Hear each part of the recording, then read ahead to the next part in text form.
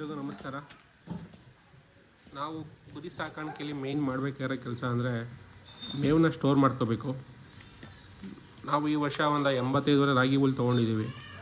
ಈಗ ಸೀಸನ್ ಆಗಿರೋದ್ರಿಂದ ರಾಗಿ ಹುಲ್ಲು ಸಿಗುತ್ತೆ.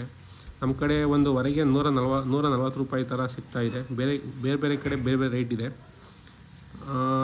ಮತ್ತು ನಮ್ಮ ಕುರಿಗೆ ರಾಗಿ ಹುಲ್ಲು ಪ್ಲಸ್ ಹುರುಳಿ ಒಟ್ಟು, ನಮ್ಮದೊಂದು 2 ಎಕರೆ ಅಷ್ಟು ಹುರುಳಿ ಒಟ್ಟಿದೆ. ಹುರುಳಿಕಾಯಿ ನಾವು ಡೈರೆಕ್ಟ್ ಅದಂಗೆ ಕಿತ್ತಿ ಅದನ್ನೇ ಸ್ಟಾಕ್ ಮಾಡ್ಕೊಂಡು ನಾವು ಡೈರೆಕ್ಟಾಗಿ ಫೀಡ್ ಮಾಡ್ತೀವಿ. ಅದೇನು ಬಡಿಯೋಲ್ಲ. ನಮ್ಮವು ರಾಗಿ ಹುಲ್ಲು ತುಂಬ ಚೆನ್ನಾಗಿ ತಿನ್ನುತ್ತೆ ಕುರಿಗಳು. ಅದರಿಂದ ನಾವು ಜಾಸ್ತಿ ರಾಗಿ ಹುಲ್ಲನ್ನೇ ಕುರಿಗೆ ಫೀಡ್ ಮಾಡ್ತೀವಿ. ನಾವು ಆಚೆ ಕುರಿನ ಮೇಯ್ಸೋಕೆ ಬಿಡೋಲ್ಲ. ಸೆಡ್ಡಲ್ಲೇ ಸಾಕೋದ್ರಿಂದ ನಮಗೆ ಹುಲ್ಲು ಸ್ಟೋರ್ ಮಾಡ್ಕೋಬೇಕಾಗುತ್ತೆ. ನಮಗೀಗ ಸದ್ಯಕ್ಕೆ ಒಂದು ವರ್ಷಕ್ಕಾಗೋಷ್ಟು ಜಾಸ್ತಿನೇ ಸ್ಟೋರ್ ಮಾಡ್ಕೊಂಡಿದ್ದೀವಿ. ಈ ವರ್ಷಕ್ಕೆ ಆಗಿ ಮಿಗುತ್ತೆ. ಮತ್ತು ನೀವು ನೋಡ್ತಾ ಇರ್ಬೋದು ನಮ್ಮ ನಾರಿ ಸುವರ್ಣ ಮರಿಗಳು ಇವೆಲ್ಲ.